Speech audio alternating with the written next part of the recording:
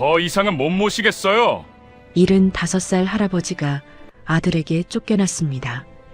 치매 증상이 심해진다는 이유였어요. 가면서 그 보따리도 버려주세요. 아들이 낡은 보따리를 던지면서 말했습니다. 추운 겨울, 노인은 슬리퍼 차림으로 거리로 내몰렸습니다.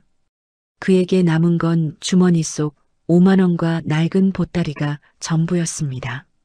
그런데 아들이 버리라던 그 보따리를 연 순간 그는 얼어붙었습니다.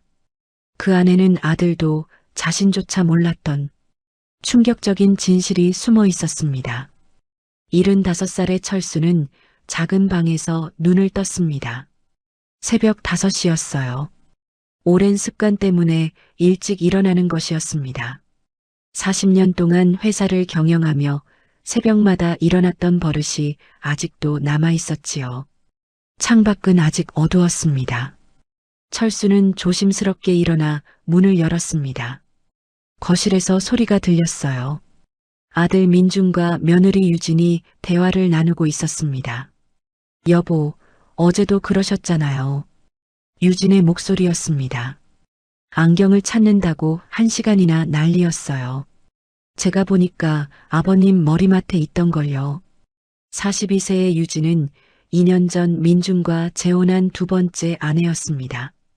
처음에는 시아버지에게 친절했어요.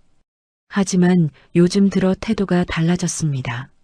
안경은 원래 잘 잃어버리잖아. 민준의 목소리가 들렸습니다. 그게 아니에요. 아버님, 요즘 정말 이상하세요. 유진이 목소리를 낮췄습니다. 지난주에도 냉장고 문을 열어놓으신 채 그냥 가셨잖아요. 음식이 다 상했어요. 그리고 어제는 가스불도 켜놓으시고. 철수는 문틈 사이로 숨을 죽였습니다. 냉장고 문은 자신이 닫았습니다. 분명히 닫았습니다. 그런데 나중에 보니까 열려 있었어요. 가스불도 마찬가지였습니다. 자신은 끈 것이 확실했습니다. 치매 초기 증상 같아요. 병원 모시고 가봐야 할 것 같아요. 유진의 말에 민주는 한숨을 쉬었습니다. 철수는 조용히 방으로 돌아왔습니다. 가슴이 답답했습니다. 자신은 치매가 아니었습니다. 그저 나이가 들어 가끔 깜빡할 뿐이었어요. 5년 전이 떠올랐습니다. 그때 철수는 평생 일군 박철건설의 경영권을 아들에게 넘겼습니다. 40년을 일군 회사였어요. 작은 건설 현장에서 시작해 중견기업으로 키운 회사였습니다. 이제 내가 책임지고 회사를 이끌어라. 철수는 그렇게 말했습니다. 회사 등기부등본에 민준의 이름을 올렸습니다. 통장도 부동산도 모두 아들 명의로 바꾸었습니다. 자신은 뒤로 물러나 조용히 살기로 했어요. 아들을 믿었습니다. 가족이 더 중요했지요. 처음 1년은 괜찮았습니다. 민주는 매달 생활비를 챙겨주었습니다. 명절에는 함께 식사도 했어요. 하지만 유진과 재혼하면서 분위기가 달라졌습니다. 며칠이 지났습니다. 철수는 거실에 나가 텔레비전을 보고 있었습니다. 저녁 6시 뉴스 시간이었습니다. 그때 유진이 퇴근해서 들어왔습니다. 아버님, 리모컨 어디 있어요? 유진이 물었습니다. 여기, 소파에 있는데. 철수가 리모컨을 들어 보였습니다. 아니, 그게 아니라 에어컨 리모컨이요. 유진의 목소리가 날카로워졌습니다. 제가 아침에 테이블 위에 놔뒀는데 없어졌어요. 철수는 고개를 저었습니다. 나는 못 봤어. 또 그러시네요. 유진이 한숨을 쉬었습니다. 그녀는 집안을 뒤지기 시작했어요. 10분 후 리모컨은 주방 서랍에서 발견되었습니다. 아버님, 왜 이걸 여기에 넣으셨어요? 유진이 리모컨을 들고 물었습니다. 나는 만진 적도 없어. 철수의 목소리가 떨렸습니다. 그날 밤 또다시 대화 소리가 들렸습니다. 여보, 이제 정말 심각해요. 유진의 목소리였습니다. 에어컨 리모컨을 주방 서랍에 넣어두셨대요. 본인은 기억도 못하시고요. 그럴 수도 있지. 민준의 목소리는 피곤해 보였습니다. 그럴 수도 있는 게 아니에요. 매일같이 이런 일이 생긴다고요. 유진이 목소리를 높였습니다. 냉장고, 가스불, 안경, 리모컨. 이게 다 치매 증상이에요. 제가 인터넷 찾아봤어요. 장모님도 그러시겠지. 우리 엄마는 달라요. 멀쩡하시거든요. 며칠이 더 지났습니다. 철수는 점점 조심스러워졌습니다. 아무것도 만지지 않으려 했어요. 작은 방에만 머물렀습니다. 하지만 이상한 일은 계속 일어났습니다. 어느 날 아침 현관문이 열려 있었습니다. 아버님, 현관문 왜 열어놓으셨어요? 유진이 소리쳤습니다. 도둑이라도 들면 어쩌려고요. 철수는 아무 말도 하지 못했습니다. 자신은 현관문을 열지 않았습니다. 밤새 방에만 있었어요. 여보, 이제 못 참겠어요. 유진이 민준에게 말했습니다. 우리가 언제까지 이렇게 살아야 해요? 아버님 때문에 밤에 잠도 못 자겠어요. 불안해서 어떻게 살아요? 민준은 대답하지 않았습니다. 하지만 그의 표정이 굳어가는 것을 철수는 느낄 수 있었습니다. 일주일 후였습니다. 철수는 또다시 안경을 찾고 있었습니다.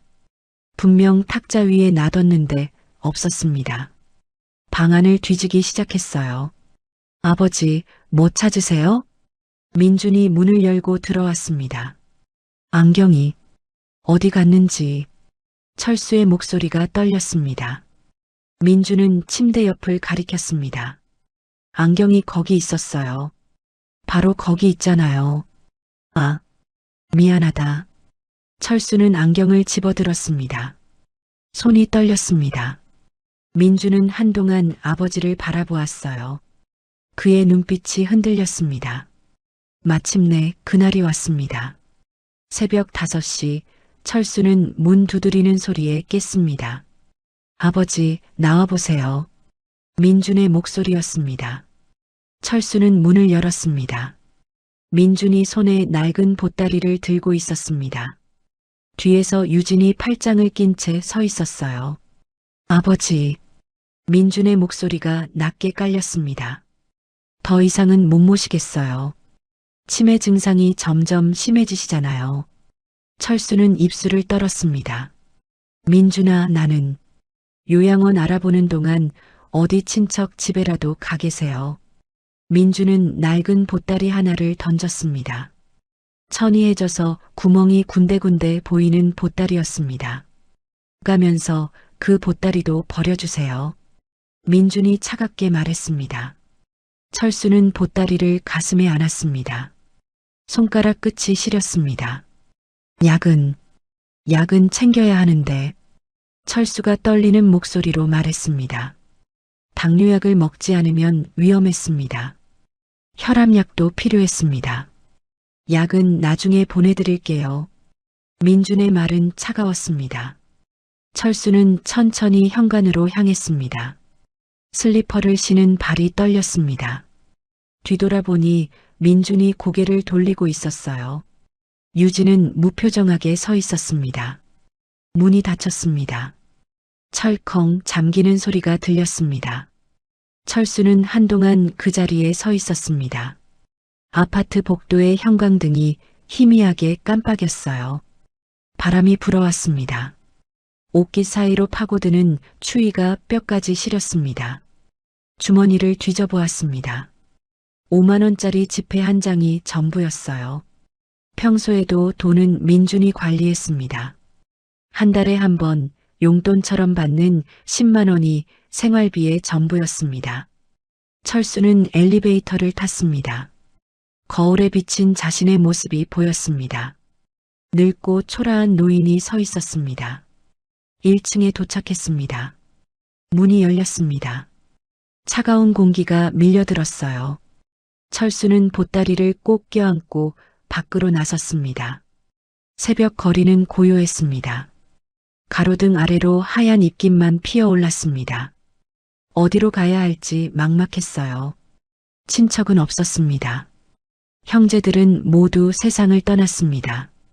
친구들도 나이가 들어 연락이 끊긴 지 오래였습니다. 철수는 버스 정류장을 향해 걸었어요. 발이 시렸습니다. 슬리퍼 밑창을 통해 차가운 아스팔트가 느껴졌어요. 보따리가 무거웠습니다. 하지만 버릴 수 없었어요. 이것이 자신에게 남은 전부였습니다. 정류장 벤치에 앉았습니다. 하늘이 조금씩 밝아왔습니다. 새벽 첫 버스가 오려면 아직 1시간은 더 기다려야 했어요. 철수는 보따리를 무릎 위에 올려놓았습니다. 가면서 그 보따리도 버려주세요. 아들의 마지막 말이 귓가에 맴돌았습니다.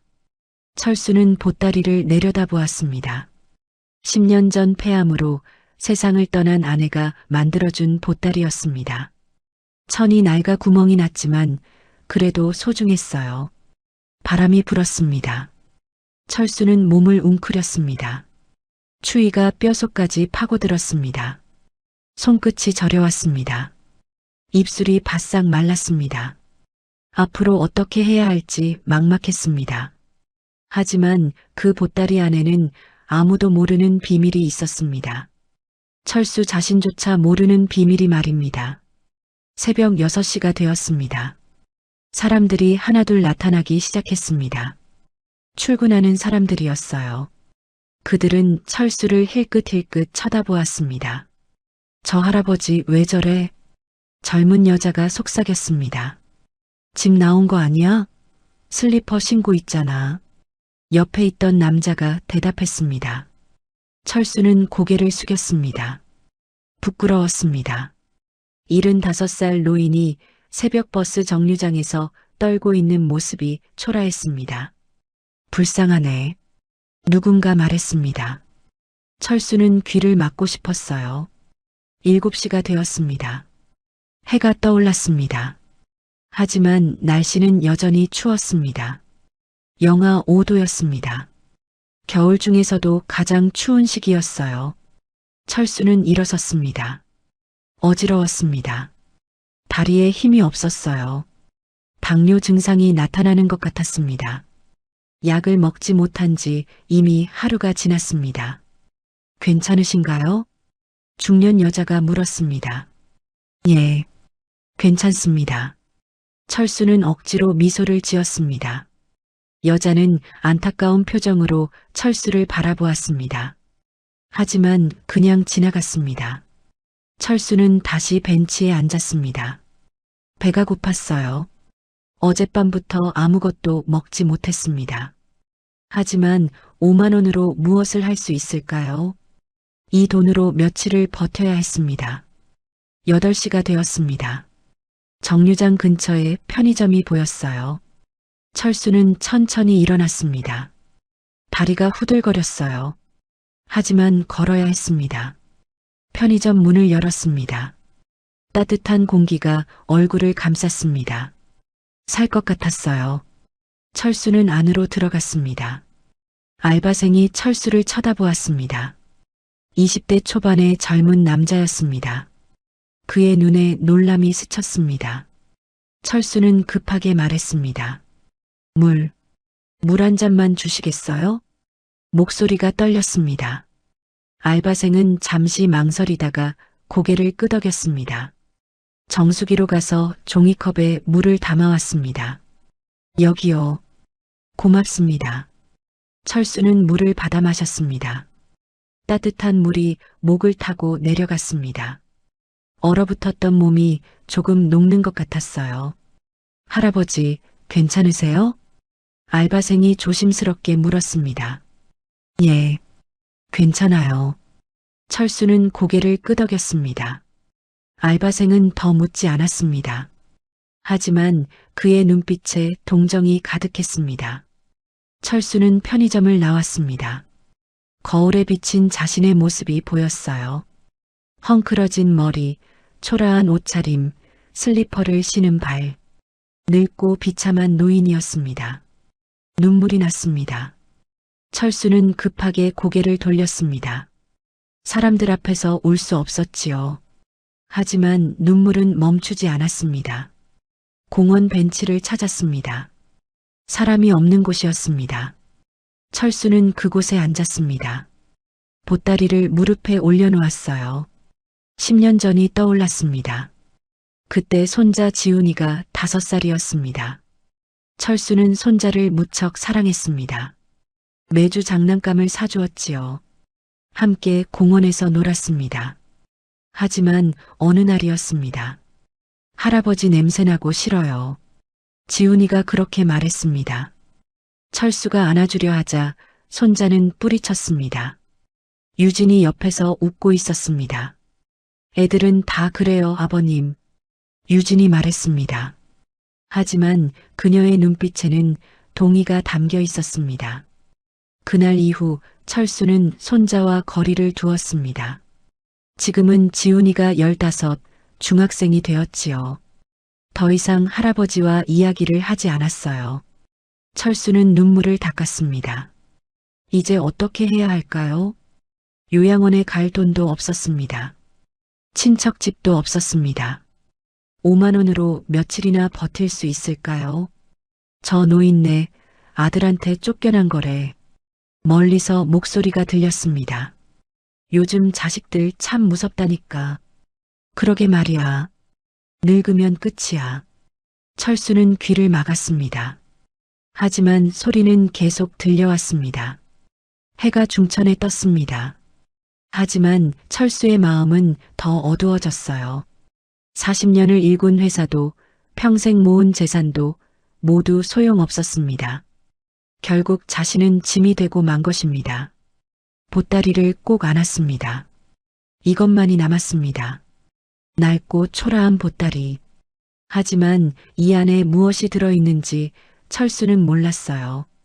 공원 벤치에 앉은 채 시간이 흘렀어요. 철수는 움직일 수가 없었습니다. 몸에 힘이 하나도 없었지요. 해가 중천에 떴다가 서쪽으로 기울기 시작했어요. 오후 3시쯤 되었을까요? 당뇨 증상이 심해지는 것 같았지요. 손끝이 저리고 어지러웠습니다. 이대로는 안 되겠다고 생각했어요. 이 도시에서는 아는 사람이 없었습니다. 시골로 가야겠다고 결심했어요. 옛날에 회사 공장이 있던 마을이 떠올랐습니다. 20년 전에 문을 닫았지만 그곳은 조용한 곳이었지요. 사람들도 많지 않았어요.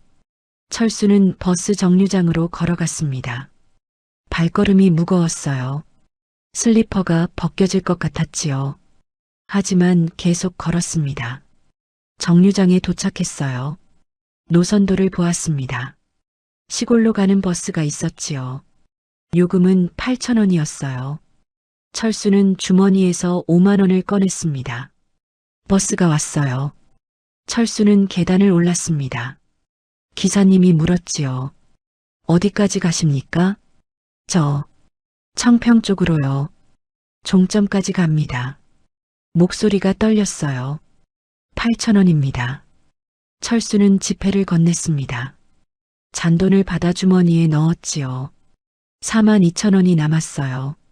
뒷좌석에 앉았습니다. 보따리를 무릎에 올려놓았어요. 버스가 출발했지요. 창밖으로 도시 풍경이 지나갔습니다. 고층 빌딩들이 점점 멀어졌어요. 철수는 이마를 창에 기댔지요. 지난 5년이 떠올랐습니다. 회사를 아들에게 넘긴 날이 생각났어요. 이제 내가 책임지고 회사를 이끌어라. 철수는 그렇게 말했었지요. 민주는 기뻐했습니다. 아버지, 믿어주셔서 감사합니다. 그렇게 대답했었어요. 처음 인연은 좋았습니다. 민주는 자주 찾아왔어요. 회사 일도 의논했지요. 아버지, 이 계약 어떻게 생각하세요? 존중하는 태도였습니다. 하지만 유진과 재혼한 후 달라졌어요. 방문이 줄어들었지요. 의논도 없어졌습니다. 아버지는 쉬세요. 제가 알아서 할게요. 그렇게 말하더니 점점 멀어졌어요. 1시간쯤 지났을까요? 풍경이 달라지기 시작했습니다. 빌딩 대신 낮은 집들이 보였어요. 논밭이 나타났지요. 겨울이라 모두 황량했습니다. 청평 종점입니다. 기사님의 목소리가 들렸어요. 철수는 자리에서 일어났습니다. 보따리를 들고 내렸지요. 작은 시골 마을이었어요. 추웠습니다. 도시보다 바람이 더 셌어요. 정류장 주변의 가게 몇 개만 보였지요. 사람은 거의 없었습니다. 철수는 마을 안쪽으로 걸었어요. 좁은 길을 따라 천천히 걸었습니다. 옛날 공장이 있던 곳을 기억해내려 했지요. 20년 전 일이었어요. 몇몇 할머니들이 철수를 쳐다보았습니다. 저 사람 누구요? 슬리퍼 신고 있네. 이상한 사람 아니요? 수군거리는 소리가 들렸어요.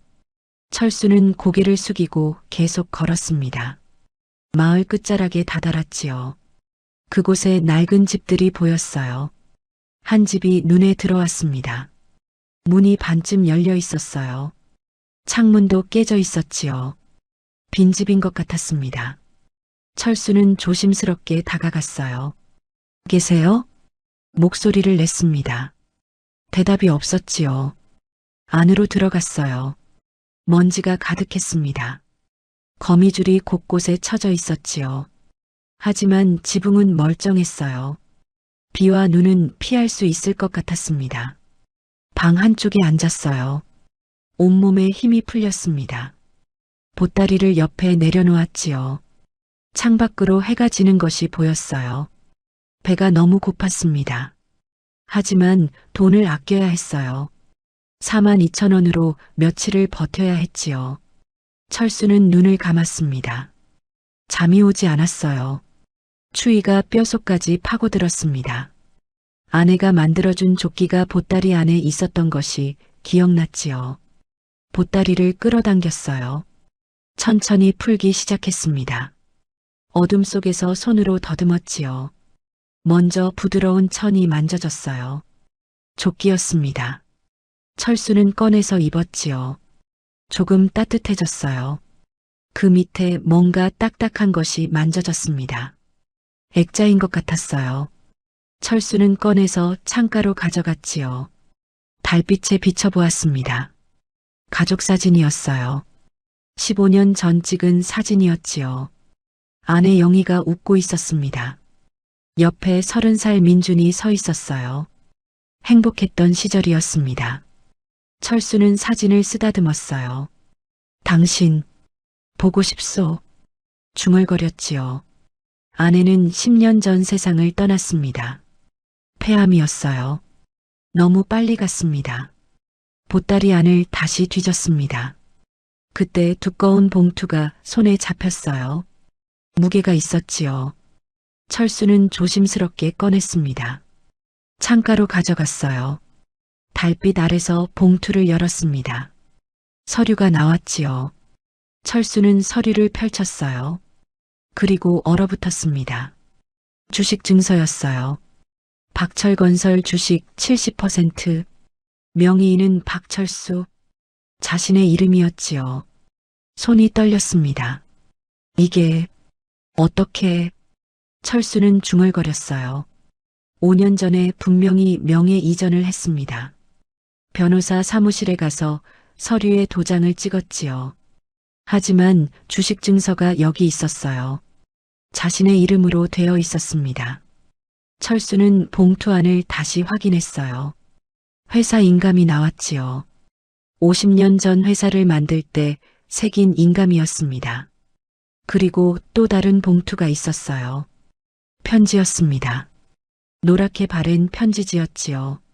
철수는 달빛 아래서 펼쳤어요. 아내의 글씨였습니다. 여보, 편지는 그렇게 시작했어요. 이 편지를 읽고 계시다면 저는 이미 곁에 없겠지요. 미안해요. 당신보다 먼저 가게 되어서요. 철수의 눈에 눈물이 고였습니다. 당신이 언젠가 민준이에게 모든 것을 주려 할 때를 대비해 이것만은 지켜뒀어요. 주식 증서와 회사 인감이에요. 당신은 너무 착해서 걱정이었어요. 편지가 계속되었지요. 변호사 김 선생님께 부탁해뒀어요. 당신이 명예 이전을 하려 해도 주식 70%만은 이전이 안 되도록 조치해달라고요. 세상은 냉정해요. 사람은 변해요. 그러니 이것만은 꼭 가지고 계세요. 철수는 입을 벌렸어요. 아내가 막았던 겁니다. 10년 전 세상을 떠나기 전에 미리 조치를 해둔 거예요. 변호사에게 부탁해서 주식만은 명예 이전이 안 되도록 만들었던 겁니다. 어려울 때 이것들을 보세요. 당신은 강한 사람이에요. 사랑은 주는 것이지만 존엄은 지켜야 해요. 잊지 마세요, 여보. 마지막 문장이었습니다. 당신을 영원히 사랑해요. 당신의 아내 영희. 철수는 편지를 가슴에 안았어요. 눈물이 뺨을 타고 흘러내렸습니다. 10년 전 아내가 지켜준 것이었지요. 세상을 떠나기 전에 마지막으로 남긴 선물이었어요. 민주는 몰랐을 겁니다. 그는 당연히 주식이 자신에게 넘어왔다고 생각했지요. 5년 동안 그렇게 믿었을 거예요. 하지만 실제로는 아버지가 여전히 70% 지분을 보유하고 있었습니다. 철수도 몰랐어요. 5년 전 변호사 사무실에서 서류에 도장을 찍었을 때 주식도 함께 넘어간 줄 알았지요. 변호사는 아무 말도 하지 않았어요. 아내의 유언을 지킨 것이었습니다. 철수는 주식 증서를 다시 바라보았어요. 이것이 의미하는 바를 알았지요. 자신은 여전히 박철건설의 최대 주주였습니다. 회사를 움직일 수 있는 권한이 있었어요. 사랑은 주는 것이지만 존엄은 지켜야 해요. 아내의 말이 귓가에 맴돌았습니다. 철수는 천천히 고개를 들었어요. 창밖으로 달빛이 들어왔지요. 하지만 이제 어떻게 해야 할까요? 혼란스러웠습니다. 5년 동안 조용히 살았어요. 아들에게 모든 것을 맡기고 뒤로 물러섰지요. 한 번도 간섭하지 않았습니다. 그런데 지금 이 사실을 알았어요. 자신에게 아직 힘이 남아 있었습니다. 버려진 것이 아니었지요. 빈집 밖에서 바람 소리가 들렸어요. 철수는 편지와 주식 증서를 꼭 쥐었습니다.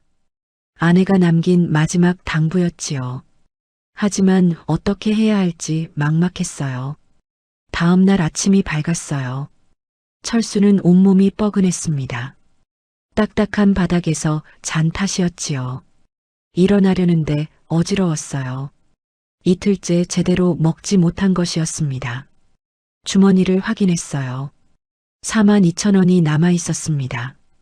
이 돈으로 며칠을 버텨야 했지요. 철수는 천천히 일어났어요.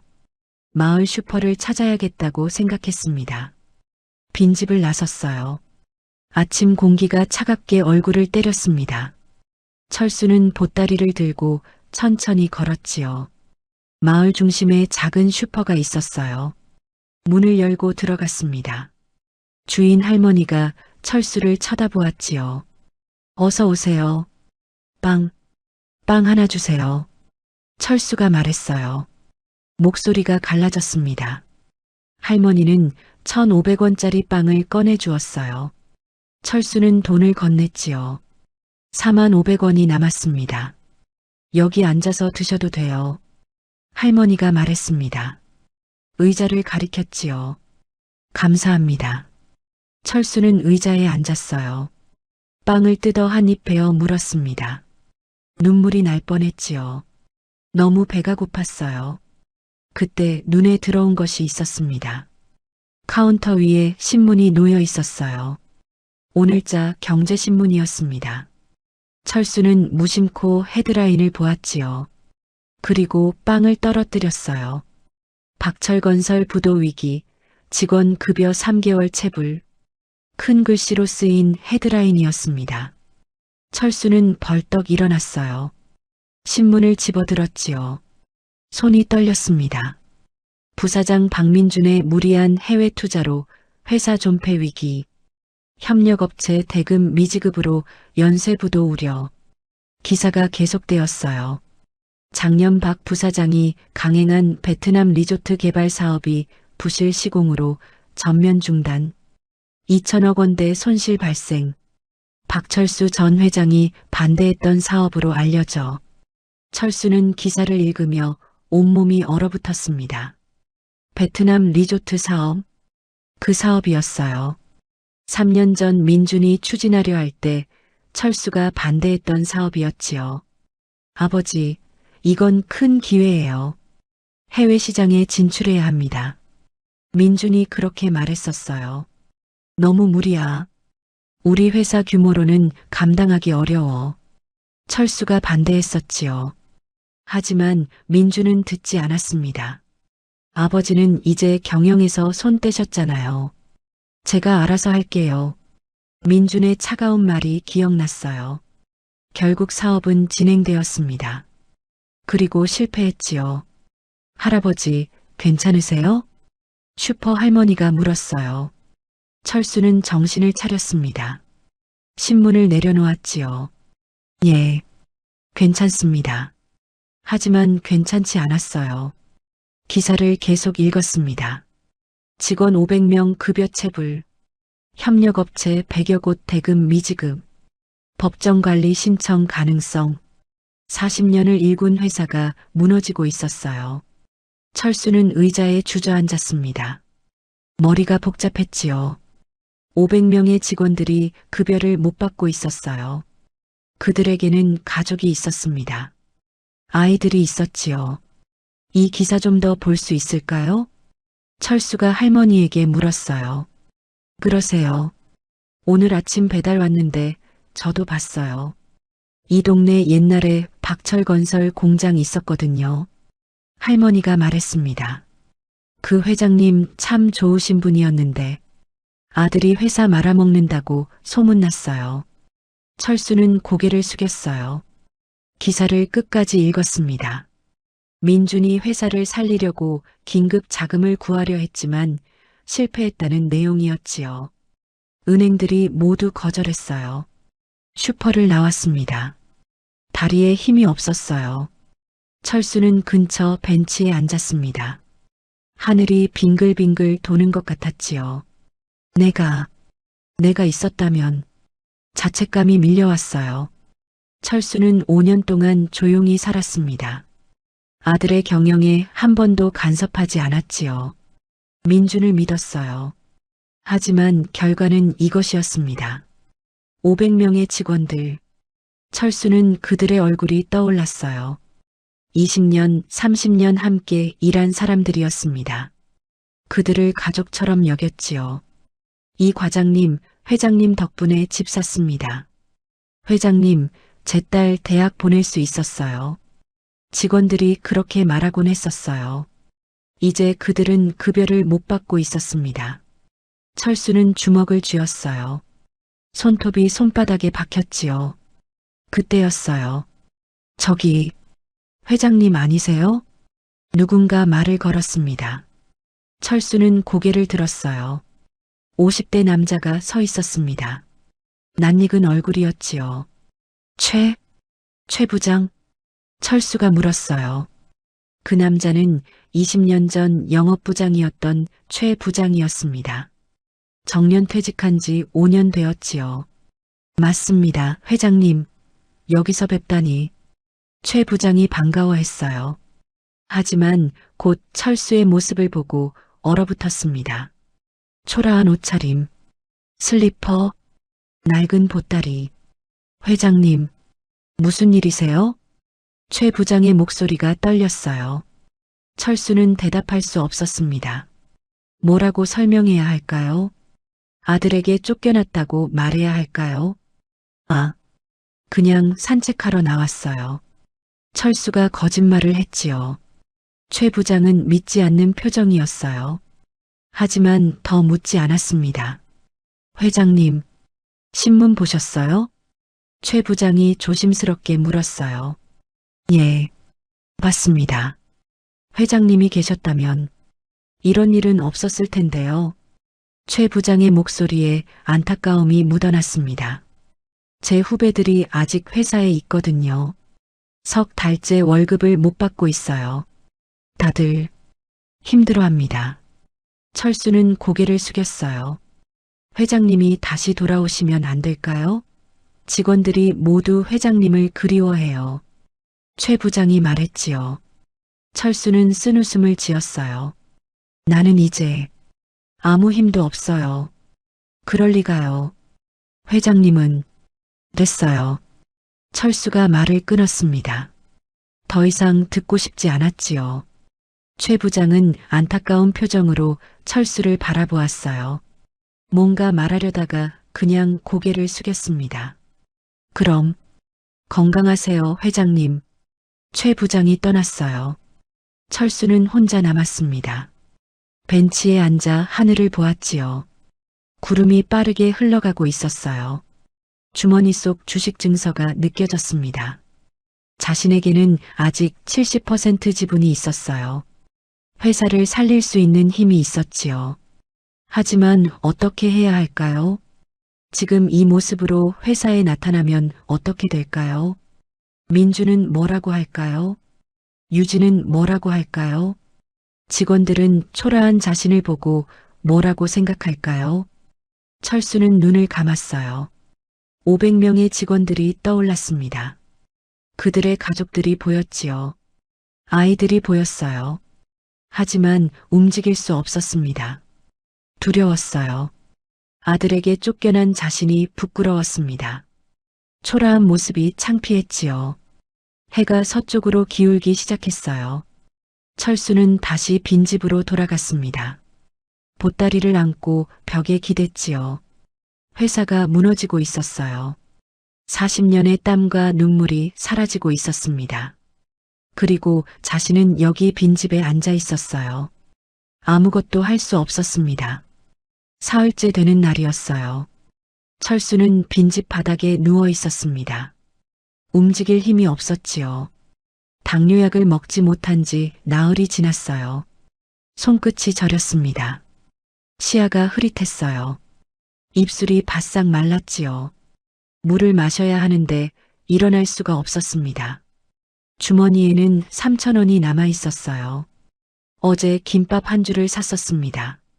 그게 이틀 만에 먹은 음식이었지요. 배가 고팠어요. 하지만 돈을 아껴야 했습니다. 창밖으로 해가 떠올랐어요. 철수는 천장을 바라보았습니다. 거미줄이 쳐져 있었지요. 거미 한 마리가 천천히 기어가고 있었어요. 나도 저 거미 같구나. 철수는 생각했습니다. 75년을 살았어요. 40년을 회사를 위해 바쳤지요. 가족을 위해 살았습니다. 하지만 결국 혼자였어요. 아들은 자신을 짐이라고 했습니다. 가면서 그 보따리도 버려주세요. 민준의 말이 귓가에 맴돌았어요. 차갑고 냉정한 목소리였지요. 철수는 눈을 감았습니다. 민준이 어렸을 때가 떠올랐어요. 5살 때였습니다. 열이 나서 밤새 간호했던 날이 기억났지요. 아빠 아파요. 어린 민준이 울먹였었어요. 괜찮아. 아빠가 여기 있어. 철수는 밤새 아들을 안고 있었습니다. 새벽까지 잠을 못 잤지요. 하지만 행복했어요. 그 아이가 어떻게 이렇게 변했을까요? 철수는 다시 눈을 떴습니다. 눈물이 흘러내렸어요. 내가 뭘 잘못했을까? 자책감이 밀려왔습니다. 너무 많이 줬을까요? 아니면 너무 적게 줬을까요? 사랑을 잘못 표현했을까요? 엄하게 키웠어야 했을까요? 모르겠었어요. 배에서 소리가 났습니다. 꼬르륵. 너무 배가 고팠지요. 하지만 움직일 힘이 없었어요. 오후가 되었습니다. 철수는 간신히 일어났어요. 어지러웠습니다. 벽을 짚고 겨우 서 있었지요. 화장실에 가야 했어요. 밖으로 나갔습니다. 빈집 뒤편에 허름한 화장실이 있었지요. 철수는 비틀거리며 걸었어요. 그때 다리에 힘이 풀렸습니다. 철수는 그대로 쓰러졌어요. 바닥에 넘어졌지요. 무릎이 찢어졌습니다. 피가 흘렀어요. 으윽. 신음이 나왔습니다. 일어나려 했어요. 하지만 팔에 힘이 없었지요. 다리도 떨렸습니다. 이러다 죽는 건가? 철수는 생각했어요. 이렇게 혼자 빈집 마당에서 죽는 것일까요? 아무도 모르게 말이에요. 며칠 후에 누가 발견할까요? 민준이는 알게 될까? 아들이 떠올랐습니다. 아버지가 죽었다는 소식을 들으면 민주는 뭐라고 할까요? 슬퍼할까요? 아니면 그냥 장례식만 치를까요? 철수는 눈을 감았어요. 그때였습니다.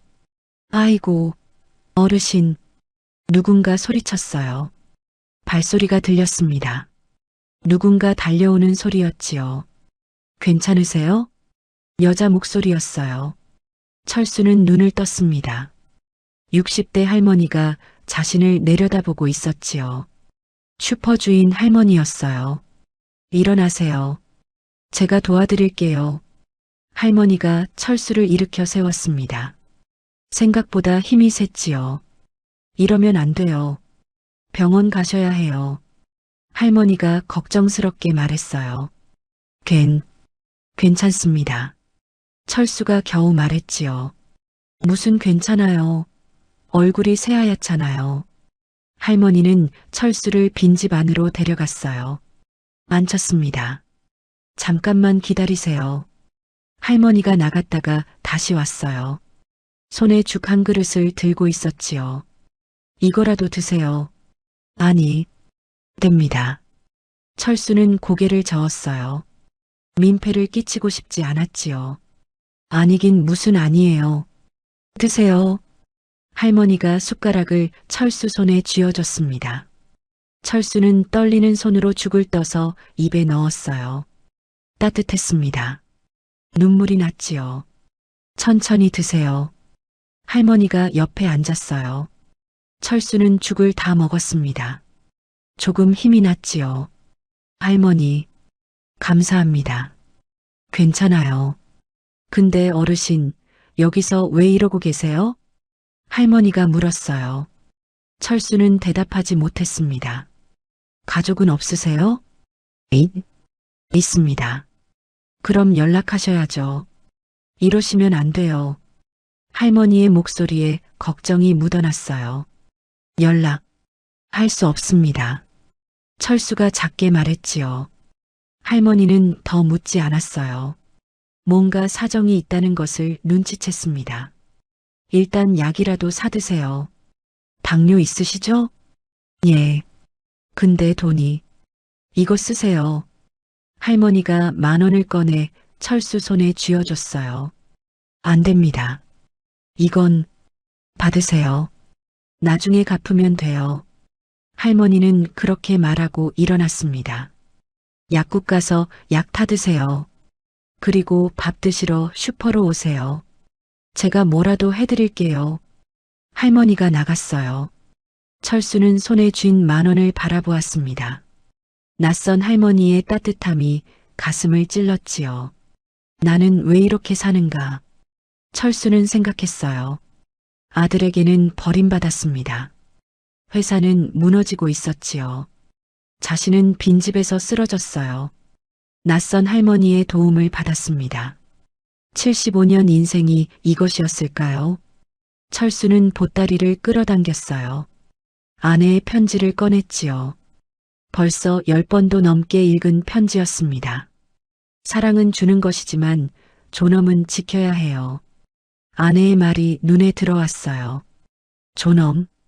철수는 자신에게 아직 존엄이 남아있는지 생각했습니다. 이렇게 비참하게 사는 것이 존엄을 지키는 것일까요? 주식 증서를 꺼냈어요. 70% 지분. 자신은 여전히 회사의 최대 주주였지요. 500명의 직원들이 자신을 기다리고 있었어요. 하지만 두려웠습니다. 초라한 모습으로 돌아가는 것이 무서웠어요. 아들의 차가운 눈빛이 무서웠지요. 사람들의 동정 어린 시선이 싫었습니다. 하지만 철수는 생각했어요. 이대로 죽을 수는 없어. 500명의 직원들이 떠올랐습니다. 그들의 가족들이 보였지요. 아이들이 보였어요. 40년을 함께한 사람들이었습니다. 철수는 주식 증서를 가슴에 안았어요. 아내의 편지도 함께 안았지요. 당신은 강한 사람이에요. 아내의 목소리가 들리는 것 같았습니다. 해가 저물고 있었어요. 철수는 창밖을 바라보았습니다. 석양이 붉게 물들고 있었지요. 내일은 어떻게 해야 할까요? 아직 모르겠었어요. 하지만 한 가지는 확실했습니다. 이대로 포기할 수는 없었어요. 다음 날 아침이었어요. 철수는 할머니가 준 10,000원을 들고 약국으로 갔습니다. 마을 유일한 약국이었지요. 문을 열고 들어갔어요. 어서 오세요. 약사가 인사했습니다. 당뇨약, 혈압약 좀 주세요. 철수가 말했어요. 목소리가 떨렸지요. 약사는 철수를 살펴보았습니다. 걱정스러운 표정이었어요. 처방전 있으세요? 없습니다. 그럼 드리기 어려운데요. 약사가 난처해했어요. 철수는 고개를 숙였습니다. 그럴 줄 알았지요. 처방전 없이는 약을 살 수 없었어요. 어르신 많이 힘들어 보이시는데. 잠깐만요. 약사가 안으로 들어갔어요. 잠시 후 다시 나왔습니다. 손에 약 봉지를 들고 있었지요. 제가 먹던 약이에요. 당뇨약하고 혈압약이에요. 이거라도 드세요. 아니, 이건 괜찮아요. 저는 여분이 있어요. 약사가 웃었습니다. 따뜻한 미소였지요. 철수는 눈물이 날 뻔했어요. 낯선 사람들의 친절이 가슴을 찔렀습니다. 감사합니다. 꼭 보답하겠습니다. 철수는 약을 받아들었어요. 빈집으로 돌아왔습니다. 약을 먹었지요. 물과 함께 삼켰어요. 조금 안심이 되었습니다. 창밖을 바라보았어요. 하늘이 맑았습니다. 겨울 하늘이었지만 햇빛이 따뜻했지요. 철수는 보따리를 꺼냈어요. 아내의 편지를 다시 꺼냈습니다. 벌써 수없이 읽은 편지였지요. 여보, 편지를 읽기 시작했어요. 당신은 강한 사람이에요. 사랑은 주는 것이지만 존엄은 지켜야 해요. 아내의 글씨가 보였습니다. 조금 삐뚤삐뚤한 글씨였지요. 병원 침대에서 쓴 편지였을 거예요. 10년 전이 떠올랐습니다. 아내가 병원에 입원했던 날이 기억났어요. 말기 폐암이었지요. 의사는 6개월이라고 했습니다. 여보, 미안해요. 아내가 그렇게 말했었어요. 무슨 소리야? 괜찮아. 우리 함께 이겨내자. 철수는 아내의 손을 잡았었지요. 하지만 아내는 고개를 저었습니다. 저는 알아요. 오래 못 갈 거예요. 그러니 당신이 든든해야 해요. 무슨 소리를 그렇게 해? 민준이를 잘 지켜봐 주세요. 그 아이 착하지만 약한 면도 있어요. 아내의 눈에 눈물이 고였었어요. 석 달 후 아내는 세상을 떠났습니다. 의사가 말한 6개월도 못 채웠지요. 너무 빨랐어요. 철수는 편지를 쓰다듬었습니다. 당신, 내가 이렇게 될 줄 알았소? 중얼거렸어요. 아내는 알았던 것 같았습니다. 그래서 주식을 지켜뒀지요. 그래서 편지를 남겼어요. 존엄은 지켜야 해요. 철수는 그 말을 곱씹었습니다. 존엄? 자신은 존엄을 지켰을까요? 아들에게 모든 것을 주고 조용히 살았어요. 그것이 존엄이었을까요? 아니었습니다. 철수는 깨달았어요. 존엄은 참는 것이 아니었지요. 존엄은 자신의 가치를 지키는 것이었어요. 500명의 직원들이 떠올랐습니다. 그들은 철수를 믿었어요. 40년 동안 함께 일했지요. 가족 같았습니다. 회장님이 계셨다면 최 부장의 말이 기억났어요. 철수는 천천히 일어났습니다. 보따리에서 아내가 만들어준 조끼를 꺼냈어요. 입었습니다. 낡았지만 따뜻했지요. 주식 증서를 꺼냈습니다. 70% 지분, 자신은 여전히 최대 주주였어요. 회사를 살릴 수 있는 힘이 있었지요. 가야겠어. 철수는 중얼거렸어요. 회사로 가야 했습니다. 주주총회를 열어야 했지요. 민준을 해임하고 새로운 경영진을 세워야 했어요. 하지만 이 모습으로는 안 되었습니다. 철수는 자신을 내려다보았어요. 낡은 옷, 슬리퍼, 더러워진 얼굴. 정장이 필요했습니다. 철수는 마을 이장님 댁을 찾아갔어요. 할머니에게 들었습니다. 이장님이 친절한 분이라고요. 문을 두드렸어요. 누구세요? 저. 실례지만 철수가 말했습니다. 문이 열렸어요. 70대 할아버지가 나타났지요. 어르신, 무슨 일이세요? 정장 좀 빌릴 수 있을까요? 철수가 조심스럽게 물었어요. 이장님은 철수를 살펴보았습니다. 뭔가 사정이 있다는 것을 눈치챘지요. 들어오세요. 이장님이 철수를 안으로 데려갔어요. 옷장을 열었습니다. 이거 입어보세요. 제 아들 거예요. 지금은 서울에 살고 있어요. 정장을 꺼내줬습니다. 검은색 정장이었지요. 감사합니다. 꼭 돌려드리겠습니다. 괜찮아요. 천천히 돌려주세요. 이장님이 웃었어요. 철수는 빈집으로 돌아왔습니다. 정장을 입어보았지요. 조금 작았지만 괜찮았어요. 거울이 필요했습니다. 슈퍼로 갔어요. 할머니가 반갑게 맞아줬지요. 어르신, 약은 사셨어요? 예, 덕분에. 거울 좀 빌릴 수 있을까요? 거울이요? 저기 화장실에 있어요. 철수는 화장실로 갔습니다. 거울 앞에 섰지요. 정장을 입은 자신이 보였어요. 아직 초라했습니다. 머리가 헝클어져 있었지요. 수염도 자라 있었어요. 얼굴도 더러웠습니다. 철수는 물로 얼굴을 씻었어요. 손으로 머리를 빗었지요. 옷깃을 바로잡았습니다. 천천히 자신의 모습이 달라졌어요. 회장의 모습이 조금씩 돌아왔지요. 75살 노인이지만 눈빛만은 살아있었어요. 박철수, 거울 속 자신에게 말했습니다. 아직 끝나지 않았어. 목소리가 조금 떨렸어요. 하지만 확실했지요. 40년을 일군 회사였습니다. 500명의 직원들이 있었지요. 그들의 가족이 있었어요. 자신이 포기하면 모두 무너졌습니다. 철수는 주먹을 쥐었어요. 아내, 지켜볼 거요. 내가 당신 말대로 할 거요. 중얼거렸습니다.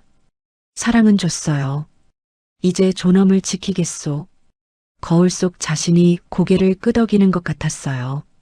철수는 화장실을 나왔습니다. 할머니가 놀란 표정으로 쳐다보았지요. 어머, 어르신, 완전히 다른 사람 같으세요. 할머니, 감사합니다. 모든 은혜 꼭 갚겠습니다. 철수가 깊이 고개를 숙였어요. 무슨 말씀을? 건강하세요.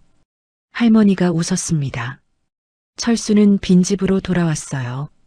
보따리를 챙겼지요. 주식 증서, 회사 인감, 아내의 편지 모두 넣었습니다. 내일 서울로 가야 했어요. 회사로 가야 했지요. 주주총회를 열어야 했습니다.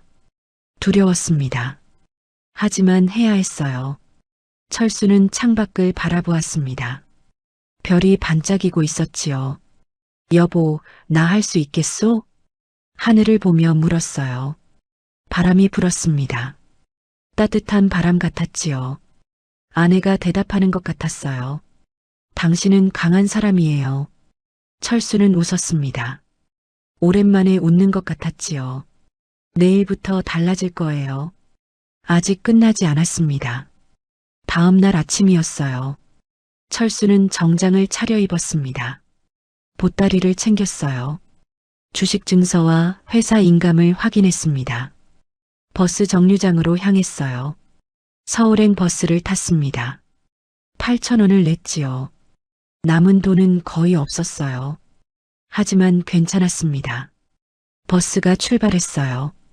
창밖으로 시골 풍경이 지나갔습니다. 철수는 조용히 앉아 있었지요. 가슴이 두근거렸어요. 2시간 후 서울에 도착했습니다. 철수는 버스에서 내렸어요. 도심의 빌딩들이 보였지요. 일주일 만에 보는 서울이었습니다. 회사가 있는 강남으로 가야 했어요. 지하철을 탔습니다. 사람들이 철수를 힐끗힐끗 쳐다보았지요. 정장을 입었지만 낡은 슬리퍼를 신고 있었어요. 신경 쓰지 않았습니다. 강남역에 도착했어요. 철수는 천천히 계단을 올라갔지요. 숨이 찼습니다. 하지만 멈추지 않았어요. 회사 건물이 보였습니다. 20층 건물이었어요. 박철건설 본사였지요. 철수가 30년 전 지은 건물이었습니다. 로비로 들어갔어요. 경비 아저씨가 철수를 쳐다보았습니다. 낯선 표정이었지요. 철수를 알아보지 못했어요. 어디 가십니까? 주주총회. 주주총회장이 어디죠? 철수가 물었습니다. 오늘 주주총회 있나요? 잠깐만요. 경비가 확인했어요. 컴퓨터를 보더니 고개를 끄덕였지요. 아, 임시 주주총회요. 15층 대회의실입니다. 감사합니다. 철수는 엘리베이터를 탔어요. 15층 버튼을 눌렀지요. 거울에 비친 자신이 보였습니다. 75살 노인이었어요. 하지만 눈빛만은 살아있었습니다. 40년을 회사를 이끈 회장의 눈빛이었지요. 엘리베이터가 도착했어요. 문이 열렸습니다. 복도가 보였지요. 대회의실 쪽으로 걸었어요. 문 앞에 도착했어요. 심호흡을 했습니다. 손이 떨렸어요. 하지만 문을 열었지요. 회의장 안이 보였습니다. 사람들이 앉아 있었어요. 이사들, 주주들이었지요. 맨 앞에 민준이 서 있었습니다. 그러므로 긴급 자금 조달이 필요합니다. 민준이 발표하고 있었어요. 철수가 안으로 들어갔습니다. 발소리가 울렸어요. 사람들이 돌아보았지요. 저기, 누군가 중얼거렸습니다. 회장님? 뒤쪽에서 목소리가 들렸어요. 철수는 천천히 걸어갔습니다. 복도를 따라 앞으로 나아갔지요. 모든 시선이 자신에게 쏠렸어요.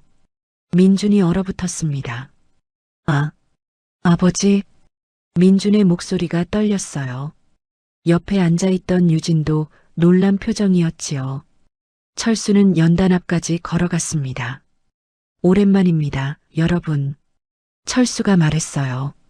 목소리가 낮고 단단했지요. 저는 박철수입니다. 박철건설 최대 주주이자 창업주입니다. 회의장이 술렁였어요. 회장님, 어떻게... 누군가 놀라서 말했지요. 철수는 보따리를 열었습니다. 주식 증서를 꺼냈어요. 높이 들어 올렸지요. 박철건설 주식 70%를 보유한 최대주주로서 오늘 이 자리에서 임시 주주총회를 주재하겠습니다. 민준의 얼굴이 새하얗게 질렸어요. 아버지, 주식이 아직... 그래, 내가 버리라던 보따리 안에 있었다. 철수가 차갑게 말했습니다. 회의장이 더 술렁였어요. 사람들이 웅성거렸지요. 부사장님이 몰랐다는 거예요? 주식 명의가 아직 회장님이셨다니. 철수는 회사 인감도 꺼냈어요. 테이블 위에 놓았지요. 먼저 보고를 받겠습니다. 회사 현황이 어떻습니까? 재무이사가 일어났어요. 20년을 함께 일한 사람이었지요. 회장님, 상황이 좋지 않습니다. 재무이사의 목소리가 떨렸어요. 직원 급여 3개월 체불, 협력업체 대금 미지급액 500억 원, 베트남 사업 손실 2천억 원. 법정 관리 직전입니다. 철수는 고개를 끄덕였습니다. 알고 있습니다. 신문에서 봤어요. 민준이 앞으로 나왔어요. 아버지, 제가 설명할게요. 설명은 필요 없습니다. 철수가 손을 들어 막았어요. 나는 3년 전 베트남 사업을 반대했습니다. 하지만 당신은 듣지 않았지요. 결과는 이것입니다. 아버지, 죄송합니다. 제가 잘못했어요. 민준이 고개를 숙였어요. 목소리가 떨렸지요. 철수는 아들을 바라보았습니다. 45살이 된 아들이었어요. 한때는 다정했던 아들이었지요. 하지만 지금은 회사를 망친 사람이었습니다. 민준아, 철수가 조용히 말했어요. 너는 나를 치매 환자라고 했지. 집에서 쫓아내고 보따리를 버리라고 했지. 회의장이 조용해졌습니다. 하지만 그 보따리 안에 내 운명이 들어 있었어. 민주는 대답하지 못했어요. 유진이 옆에서 창백한 얼굴로 앉아 있었지요. 나는 5년 동안 조용히 살았습니다. 철수가 회의장을 둘러보며 말했어요. 아들을 믿었지요. 하지만 결과는 이렇습니다. 500명의 직원이 급여를 못 받고 있어요. 이것은 나의 책임이기도 합니다. 회장님, 직원들이 울먹이는 소리가 들렸어요. 그러므로 오늘부터 다시 시작하겠습니다. 철수가 주식 증서를 내려놓았습니다. 최대 주주로서 임시 이사회를 소집합니다. 박민준 부사장을 해임하고 새로운 경영진을 선임하겠습니다. 민준이 무릎을 꿇었어요. 아버지, 제발 한 번만 더 기회를. 기회는 이미 줬어. 철수의 목소리가 단호했습니다. 5년 동안 기회를 줬지. 하지만 너는 회사를 망쳤어. 아버지, 민준이 울부짖었어요. 철수는 고개를 돌렸습니다. 아들을 보기 힘들었지요. 하지만 해야 했어요. 재무이사, 긴급 자금 조달 방안을 마련하세요. 영업이사, 협력업체와 협상을 시작하세요. 예, 회장님. 이사들이 대답했어요. 그리고 직원 급여부터 지급합니다. 오늘 당장 시작하세요. 회장님. 직원들이 소리쳤습니다. 박수가 터져 나왔지요. 철수는 회의장을 나왔어요. 복도로 나왔습니다. 다리가 후들거렸지요. 벽에 기댔어요. 힘들었습니다. 아들을 해임하는 것이 이렇게 힘든 일인 줄 몰랐어요. 가슴이 찢어지는 것 같았지요. 하지만 해야 했습니다. 회장님, 뒤에서 목소리가 들렸어요. 재무이사였습니다. 회장님 정말 감사합니다. 재무이사가 눈물을 흘렸어요. 직원들이 모두 기다렸습니다. 회장님이 돌아오시기려. 철수는 고개를 끄덕였습니다. 이제 시작이야. 회사를 살려야 해. 예, 회장님. 철수는 창밖을 바라보았어요. 서울 하늘이 보였습니다. 맑았지요. 여보, 중얼거렸어요. 당신 말이 맞았소. 사랑과 존엄 둘 다 지켜야 했어요. 석 달이 지났어요. 철수는 회장실 창문 앞에 서 있었습니다. 서울 전경이 보였지요. 봄이 오고 있었어요. 회사는 조금씩 안정되고 있었습니다. 긴급 자금을 확보했어요. 은행들이 다시 신뢰를 보냈지요. 협력업체 대금도 3분의 2가 지급되었습니다. 직원 급여는 모두 밀린 것까지 지급했어요. 회장님, 보고 드립니다. 재무이사가 들어왔습니다. 이번 달 매출이 전년 대비 20% 증가했습니다. 잘했어요. 철수가 고개를 끄덕였지요. 회장님 덕분입니다. 직원들 사기가 완전히 달라졌어요. 재무이사가 웃었습니다. 철수는 창밖을 바라보았어요. 500명의 직원들이 다시 열심히 일하고 있었지요. 가족들이 웃고 있었습니다. 그것만으로도 충분했어요. 문이 열렸습니다. 비서가 들어왔지요. 회장님, 손님이 오셨습니다. 누구죠?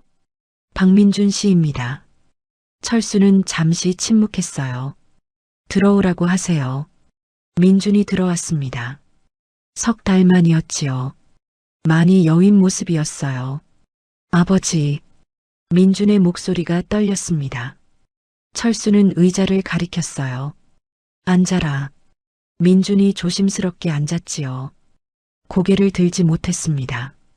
그동안 어떻게 지냈니? 철수가 물었어요. 작은 건설 현장에서 일하고 있습니다.